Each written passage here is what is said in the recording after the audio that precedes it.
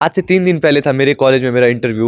मैं इस वक़्त फाइनल ईयर में हूँ, 6th सेमेस्टर में, और इस वक़्त हमारे कॉलेज में मेरे ज़्यादातर दोस्तों की प्लेसमेंट लग चुकी है। वो सब किसी न किसी कंपनी में जॉब कर रहे हैं, 15-20 हज़ार की जॉब। मुझे भी प्लेसमेंट के लिए बुलाया था। वैसे तो मैंने प्लेसमेंट नो करके रखी हुई थी 5th सेमेस्टर तक, पर लेकिन इस फाइनल सेमेस्टर में मैंने शायद गलती से प्लेसमेंट येस कर दी। मुझे खुद याद नहीं आ रहा कि मैंने कब येस कर दी।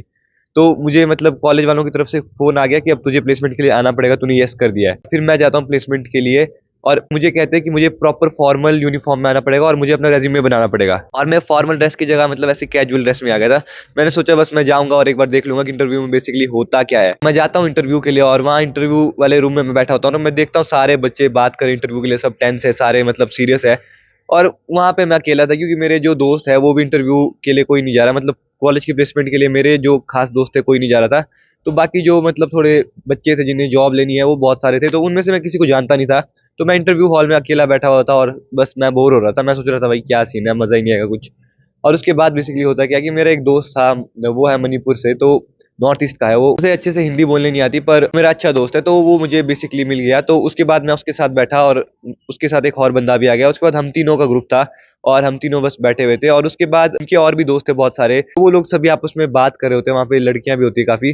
तो वो सब बात कर रहे होते हैं कि इंटरव्यू में बेसिकली होता क्या है, कंपनीज कहाँ कहाँ से आती है। मतलब वो बात कर रहे थे कि जैसे फॉरेन की कंपनीज है, वो मैनेजर होते हैं उनके साथ टाई अप होता है उनका। उसके बाद वो लोग मतलब इम्प्लॉयज़ को हायर हायर करते हैं, और हर एक एम्प्लॉइज़ को मतलब $15 पर आवर, $10 पर आवर, मतलब वो उस तरीके से उनका जो सैलरी है बाँटते हैं। मतलब उनकी सैलरी सैलरी डिस्ट्रीब्यूशन के बारे में बात कर रहे थे। वो लोग बात कर रहे थे कि कैसे बैंगलोर में बहुत सारी कंपनीज़ है, यहाँ पे हम जाके मतलब अपना यहाँ से हम अपनी करियर की स्टार्ट कर सकते हैं, आगे जाके कोई स्टार्टअप कर सकते हैं और बहुत सारी चीज़ें। मतलब सच बताऊँ तो मैं कंप्लीटली ब्लैंक था। मुझे लग रहा था भाई दुनिया कितनी आगे चली गई है। मतलब मैं मेरे जैसे दोस्त है और मैं हूँ, मैं इस टाइप का बंदा नहीं हूँ। मतलब मैं ज़्यादा जॉब-जूब के बारे में नहीं देखता, इतना मुझे इस वाली फील्ड में मुझे ज़्यादा नॉलेज नहीं है। ऐसा है कि मैं अपने दोस्तों के साथ चिल करता हूँ और बाकी टाइम में लुक्स मैक्सिंग कंटेंट वगैरह ज़्यादा देखता हूँ। मैं इधर-उधर ज़्यादा घूमता हूँ, गाने सुनता हूँ। तो जैसे ये जो जॉब-जूब वाली फील्ड है, इसके बारे में मुझे उतना नॉलेज नहीं था, तो मैं काफ़ी लेफ्ट आउट फील कर रहा था।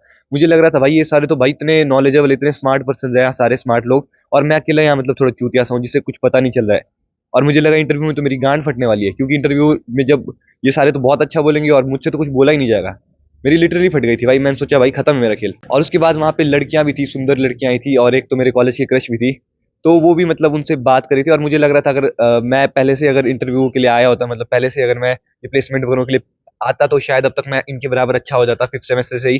तो मैं भी काफ़ी प्लेसमेंट ड्राइव में बैठा होता और मैं भी मतलब ठीक ठाक तेज हो गया होता, और शायद मेरी क्रश से ज़्यादा बात भी हो गई होती। तो मुझे थोड़ा अजीब भी लग रहा था। मैंने सोचा मेरी मेरी तो हालत खराब होने वाली है इंटरव्यू में। और उसके बाद जैसे ही इंटरव्यू स्टार्ट होता है, होने वाला होता है, हम सभी बच्चों को लाइन में खड़ा कर देते हैं और मेरी भाई गांड फट जाती है। मेरे हाथ से भाई इतना पसीना आ रहा था, मुझे और कहीं से पसीना नहीं आ रहा है। हाथ से भाई इतना गंदा पसीना, मैं बार बार अपने हाथ रगड़ रहा हूँ। मेरा मुंह पूरा लाल हो रखा है और दिल बहुत तेजी से धड़क रहा था मेरा, धक धक धक धक धक धक धक धक। भाई मेरी गांड फट गई थी, गांड फट गई थी मेरी, बुरी तरीके से हालत खराब हो गई। और इंटरव्यू से पहले थोड़ी देर पहले मैंने लाइव किया था। अगर तुम में से शायद कुछ कुछ ने शायद मेरी वो लाइव देखी होगी, थोड़ी लाइव थी, 5-6 मिनट की लाइव थी। और वो लाइव मैंने इसीलिए की थी ताकि मैं चिल हो जाऊँ थोड़ा, क्योंकि उसके बाद मेरा इंटरव्यू था और मेरी फटी हुई थी उस टाइम पे, और लाइव में मैं थोड़ा सोचा कि थोड़ा चिल हो जाऊंगा मैं। पर भाई मैं फिर भी नर्वस हो ही रहा था, बार बार नर्वस हो ही रहा था। और उसके बाद हमारे को बिठा देते इंटरव्यू वाले रूम में। इंटरव्यू वाले रूम में एक मैम थी, और वो आई थी पिरामिड टेक्नोलॉजी, एक कंपनी है, तुम सर्च कर सकते हो। वहाँ की एक एचआर थी, इंप्लॉयज को हायर करती है, वो बैठी थी सबसे साइड में, और बाकी सारे बच्चे इधर हो गए थे। मतलब टोटल 15 बच्चे थे, और मेरी क्रश थी मेरे साइड में, और यहाँ मेरा दोस्त था। मुझे लग रहा था कि मैं गलत ही आ गया भाई इंटरव्यू देने, ये तो बहुत गंदा सीन हो गया। और मैं बार बार, वही मैं तुम्हें बता रहा था, पसीना मेरे हाथ में आ रहा था। हाथ में पता नहीं इतना पसीना क्यों आ रहा था उस दिन। बार बार मैं हाथ से पसीना साफ कर रहा हूँ। और उसके बाद पहला बंदा जो था इंटरव्यू देने के लिए खड़ा होता है, अच्छा बोलता है, और मतलब इंग्लिश में बात करता है, और उसका इंटरव्यू अच्छा था काफी। और मैं और नर्वस हो जाता हूँ, मैं सोचता हूँ भाई इसने तो बहुत तगड़ा इंटरव्यू बोल दिया, और मेरी हालत खराब होने लगती है। और उसके बाद जब दूसरा बंदा इंटरव्यू देना स्टार्ट करता है, मेरे साथ कुछ अलग चीज होती है। मुझे सांस लेने में प्रॉब्लम होने लग जाती है। मतलब मैं इतना नर्वस हो गया था, शायद ये मैं ऐसे मतलब इंटरव्यू वगैरह में बहुत कम बैठा हूँ। और ऐसा मतलब वो माहौल मैं तुम्हें कैसे बताऊँ, उस टाइम जब इंटरव्यू से पहले का माहौल, मतलब टीचर बार बार आके बोल रहे थे ऑल द बेस्ट, और भी बच्चे सारे मतलब बोल रहे थे ऑल द बेस्ट, अपना बेस्ट देना, ये वो, ये सारी बकचोदी ने मतलब मुझे और प्रेशराइज कर दिया था। मैं मतलब बहुत टेंस हो गया था, मुझे लग रहा था भाई क्या करूं मैं। और सेकंड बंदे की इंटरव्यू के बीच जब वो बोल ही रहा था, तो मुझे सांस लेने में हो रही थी प्रॉब्लम, और मैं सोच रहा था मैं खड़े उठ के चले जाऊं क्या, पर लेकिन मैंने सोचा भाई अब हो गया, अब इसके बोलने के बाद मुझे बोलना पड़ेगा, नहीं तो मुझसे मुझसे लास्ट तक नहीं बैठा जाएगा। पहले तो मैंने सोचा था कि मैं लास्ट में दूंगा अपना इंटरव्यू, ताकि सारे बंदे बोल देंगे, उसके बाद मुझे पता चल जाएगा कैसे बोलना है। पर जैसे ही दूसरे बंदे ने बोलना खत्म किया, मैंने एकदम से बोलना स्टार्ट कर दिया, मैंने इंटरव्यू देना स्टार्ट कर दिया। और वो इंटरव्यू मतलब मेरा एक सबसे बेस्ट मेमोरी मैं बोल सकता हूँ लाइफ की वो बन गई। वो इंटरव्यू मैंने एकदम गांड फाड़ी इंटरव्यू दिया। तो इंटरव्यू का टॉपिक बेसिकली था first impression is the last impression. और तुम्हें पता है मैं बना रहा हूँ लुक्स मैक्सिंग का चैनल है मेरा, तो मुझे पता है कि भाई फर्स्ट इंप्रेशन कितना इंपॉर्टेंट है, क्योंकि फर्स्ट इंप्रेशन तुम्हारी लुक्स की बेस पे जज होता है, ठीक है। और इस चीज के बारे में मुझे बहुत नॉलेज था, बस मुझे नर्वसनेस थी, मुझे डर लग रहा था मुझे। बाकी टॉपिक तो मेरे लिए इजी था, और बाकी अपना इंट्रोडक्शन देना था, इंट्रोडक्शन भी कोई बड़ी बात नहीं है। और गाइज वो इतना तगड़ा मैंने इंटरव्यू दिया, मतलब सारे बच्चे हैरान हो गए। और पहले के जो 2 बच्चे थे जिन्होंने बोला था वो तो अच्छा बोल रहे थे, ठीक ठाक, मतलब पहले बंदे ने बहुत अच्छा बोलता, दूसरे बंदे ने चलो ठीक ठाक बोलता, तीसरा तुम्हारे भाई ने बोला मैंने बहुत सही बोला। उसके बाद के जो बंदे थे ना उनसे ढंग से बोला ही नहीं गया। और वो लोग जो बंदे इतनी नॉलेज की बात कर रहे थे ना कि भाई बैंगलोर में ऐसा है, कंपनीज ऐसे हायर करती है, वैसे हायर करती है, ये होता है वो होता है, उस बंदे का तो भाई मुंह तक नहीं खुला।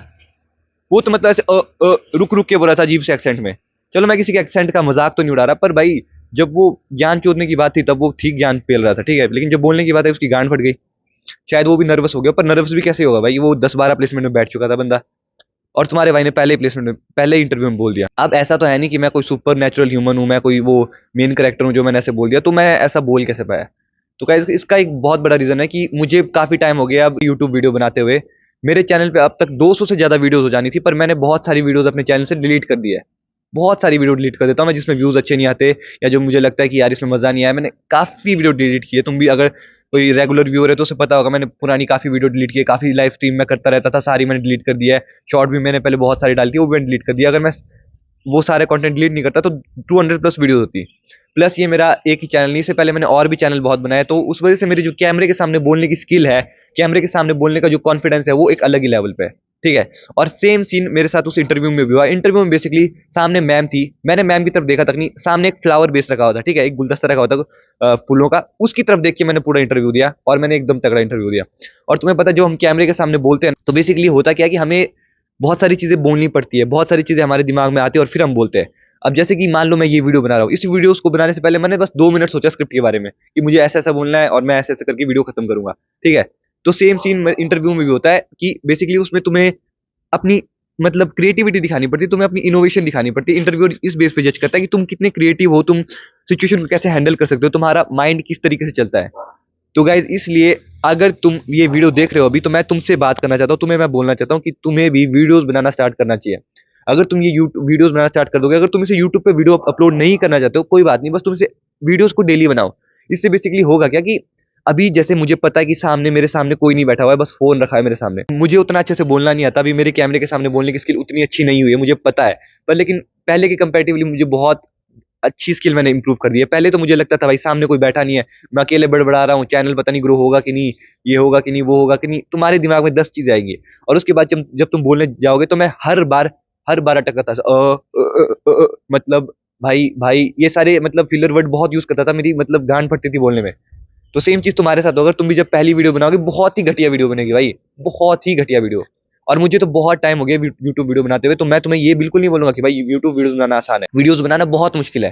पहले तो तुम्हारे घर वाले तुम्हें बिल्कुल सपोर्ट नहीं करेंगे, प्लस तुम्हारी सोसाइटी ने अगर तुम्हारी एक भी वीडियो देख ली सब तुम्हारा मजाक बनाएंगे, सब तुम्हें जज करेंगे, बहुत कुछ चीजें होंगी तुम्हारे साथ। मेरे साथ खुद हो चुका है। मैंने बीच में मैंने जो अपना पुराना चैनल था ना मेरा हिचर वो मैंने इसलिए बंद कर दिया था क्योंकि मेरे काफी सारे दोस्तों ने वो वीडियो देख ली थी, और उस वजह से मेरा मजाक बन रहा था, इस वजह से मैंने डिलीट कर अपना वो चैनल ही छोड़ दिया था। तो बहुत सारी चीज होगी तुम्हारे साथ, पर तुम्हें अपनी मेंटली स्ट्रांग रखना है। तुम्हें एक चीज समझना है कि अगर तुम वीडियोस बनाते हो, तुम लोग तुम्हें जज करेंगे, लोग तुम्हारा मजाक बनाएंगे। लेकिन अगर तुम कंटिन्यू वीडियो बनाते हो तो फिर एक टाइम ऐसा आएगा कि वही लोग जो तुम्हें जज करते थे, तुम्हारा मजाक बनाते थे, वो तुम्हें अप्रिशिएट करने लग जाएंगे, वो फिर तुम्हारा एग्जाम्पल देने लग जाएंगे। तो यही है गाइस। लेकिन अगर तुम ऐसा करोगे, स्टार्ट कर दोगे तुम और उसे आधे रास्ते में छोड़ दोगे, उसके बाद तो फिर तुम्हारा मजाक ही बना रह जाएगा। फिर लोग बोलेंगे हाँ तेरे को बोला था मैंने ये वीडियो बना के कुछ नहीं होता, उस टाइम बड़ा तू ज्ञान का चौधा बन रहा था, बड़ी बकचोदी कर रहा था, अब क्या अब देख ले तेरी औकात कहाँ पे, अब तेरी हालत देख ले। अगर तुम्हें करना है इस बात को तो तुम्हें कंटिन्यूअसली करना पड़ेगा। ये सिर्फ तुम्हारे यूट्यूब के लिए ही नहीं है, इसमें जरूरी नहीं कि तुम यूट्यूब चैनल ही बनाओ, इससे तुम्हारी कम्युनिकेशन स्किल बनेगी, तुम कॉन्फिडेंट हो पाओगे, तुम्हारे जो माइंड के अंदर क्लैरिटी आएगी। तुम मतलब ऐसे सोच लो, तुम किसी खाली मतलब सामने कोई दिख भी नहीं रहा है, तुम किसी फोन के साथ तुम इतनी बात कर रहे हो, तो तुम सामने वाले बंदे के साथ कितना बात कर पाओगे।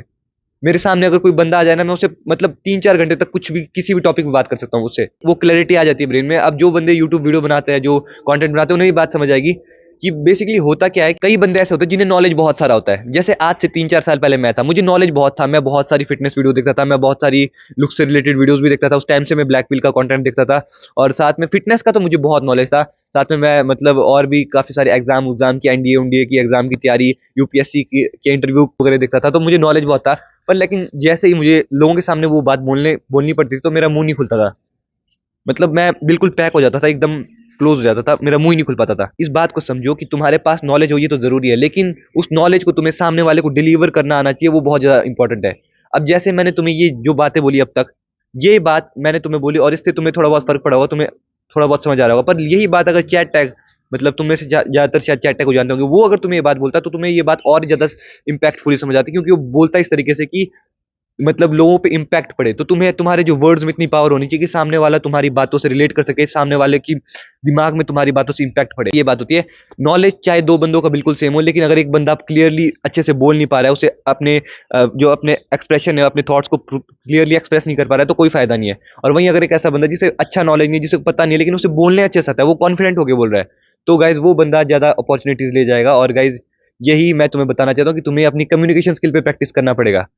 वैसे तो ये लुक्स मैक्सिंग का चैनल है, लुक्स तुम्हारी मैटर करती है, पर guys at the end of the day अगर तुम्हारी कम्युनिकेशन अच्छी नहीं है, तुम अगर अच्छे से बोल नहीं पाते हो, तो तुम्हारी लुक्स भी एक हद तक ही मैटर करेगी। फर्स्ट इंप्रेशन तो तुम्हारा लुक्स से अच्छा पड़ेगा, लेकिन अगर तुम बोलना अच्छे से नहीं सीखोगे तो कोई फायदा नहीं है। पहले तुम्हारे पास आ तो जाएंगे, पर तुम्हारी रिस्पेक्ट कभी नहीं कर पाएंगे। और गाइस आजकल मैंने देखा है कि एक्सॉन एक यूट्यूबर है, तुम शायद जानते होंगे उसे। बहुत सारे लोग उसे बोलते हैं कि भाई तूने तो अपना चैनल लुक्स के दम पे खड़ा किया है, लुक्स अच्छी है तब तेरा चैनल एकदम से वायरल हो गया। पर गाइज उसे मैं बहुत पहले से देख रहा हूँ, जब उसके कुछ 10 20 30 सब्सक्राइबर थे, तब वो मेरे वीडियोस पे कमेंट करता था, और तब से मैंने उसका चैनल देखा है। तो गाइज उसके चैनल पे अब तुम देखोगे तो 150 प्लस वीडियोस है उसके चैनल पे। तो जब तक उसकी 100 वीडियोस हो गई थी ना चैनल पे, तब तक उससे भाई कोई रीच नहीं मिली थी, उसे वही 10 12 व्यूज आते थे। पर लेकिन जैसे उसका चैनल एकदम से वायरल हो गया, जब उसका लक उसके साथ अच्छा रहा, जब उसका हार्डवर्क अच्छा रहा, और प्लस उसकी लुक्स ने भी बहुत इंपैक्ट प्ले किया है। मैं ऐसा नहीं बोल रहा हूँ कि उसकी लुक्स ने बिल्कुल रोल प्ले नहीं किया, पर लेकिन जो उसका पीछे का हार्डवर्क है वो तुम्हें नहीं दिख रहा है। तुम में से ज्यादातर बंदों को मैं चैलेंज करता हूँ कि तुम 100 वीडियोस तो बना लो, उसके बाद तुम बात करना कि हाँ भाई उसकी लुक्स अच्छी है। तो गाइस बेसिकली होता क्या है, मान लो दो बंदे, मान के चलो ये है अंकुश और ये है अभय, और अंकुश और अभय में से अंकुश बहुत हैंडसम है और अभय बहुत ही मतलब बदसूरत है, ठीक है। लेकिन अभय अपने ऊपर कंटिन्यूअसली काम करता जा रहा है, काम करता जा रहा है, काम करता जा रहा है, तो होगा क्या, 2-3 सालों में अभय अंकुश से आगे निकल जाएगा, और उसकी लुक्स भी अंकुश की खराब हो जाएगी। अगर वो अपना ध्यान नहीं रखेगा, अगर वो नशे नुशे करेगा, अपनी केयर नहीं करेगा, अभय उससे ज्यादा बेटर हो जाएगा। लेकिन वहीं अगर अंकुश और अभय दोनों बराबरी में चल रहे हैं, मतलब दोनों अपने आप को पुश कर रहे हैं, तब एक स्लाइट एज हो सकता है अंकुश के पास। तब मतलब उसकी लुक्स की वजह से उसे फायदा मिल सकता है। तुम अगर मेहनत करोगे नहीं, तो तुम कैसे किसी और को ब्लेम कर सकते हो? तुम कैसे कह सकते हो कि एक्सॉन अपनी लुक्स की वजह से ग्रो हुआ है, जबकि उस बंदे ने इतनी वीडियोस डाली, उसने इतनी मेहनत की है। जो भी बंदे आजकल मैं देख रहा हूँ ब्लैक पिल कंटेंट की वजह से सोचने लगे कि सिर्फ लुक्स ही सब कुछ है, लुक्स से ही तुम्हें सक्सेस मिलती है, लुक्स से ही तुम्हें सब कुछ तुम पा लेते हो, ऐसा नहीं होता गाइस। तुमने देखा होगा कि ज्यादातर लोग जो बहुत ही ज्यादा बदसूरत होते हैं पहले, लेकिन जैसे ही वो सक्सेसफुल होते हैं, उसके बाद उनकी लुक्स एकदम से अच्छी हो जाती है। जैसे कि मैं कपिल शर्मा का एक एग्जांपल लूंगा। कपिल शर्मा की मैंने पुरानी फोटो देखी थी, जब वो 25 साल का था, जो नई नई कॉमेडी स्टार्ट करा था। वो एकदम काला था, उसकी हेयरलाइन एकदम रिसीड हो गई थी, एकदम घटिया दिखता था। अगर उसकी फोटो मिली तो मैं यहाँ लगा दूंगा। लेकिन जैसे ही वो सक्सेसफुल हुआ, उसकी लुक्स भाई एकदम से चेंज हो गई। अब तुम अगर कपिल शर्मा को देखोगे तो वो थोड़ा सा क्यूट सा फेस लगता है उसका, काफी अच्छी लुक्स होगी उसकी, और पहले 25 साल के मुकाबले में वो 40 साल में ज्यादा यंग लगता है। गाइस बेसिकली होता क्या, जब तुम सक्सेसफुल होते हो तो तब तुम अपनी लुक्स पे ज्यादा एफर्ट लगा सकते हो, तब तुम्हारे पास ज्यादा रिसोर्सेज होंगे, तब तुम्हारे पास ज्यादा चीजें होंगी, तब तुम अपनी लुक्स को अच्छा कर सकते हो। पर अगर तुम सक्सेसफुल नहीं हो गए, अभी तुम अपने माँ बाप के पैसे पे कितनी लुक्स अच्छी कर दोगे भाई? अपने बाप के पैसे पे तू कितनी क्रीमें ले लेगा? अपने बाप के पैसे में कितने तू फेस वॉश, कितना मॉइस्चराइजर ले लेगा? तो गाइस पहले तुम्हें फाइनेंशियली फ्री होना पड़ेगा। ये हम लोग इंडिया में रह रहे हैं, इंडिया एक थर्ड वर्ल्ड कंट्री है। यहाँ पे तुम्हारी लुक्स कोई नहीं देखेगा, तुम्हारी औकात देखेंगे, तुम्हारी जेब देखेंगे सब। तो तुम्हें पहले अपनी लुक्स को छोड़ के अपने पैसे पे ध्यान देना चाहिए। जब तुम्हारे पास पैसा अच्छा हो ना, उसके बाद तुम लुक्स की तरफ जाओ। आज की डेट में अगर तुम्हें पैसा कमाना है, तो मतलब मेरे हिसाब से सोशल मीडिया से ज्यादा आसान चीज कुछ है ही नहीं।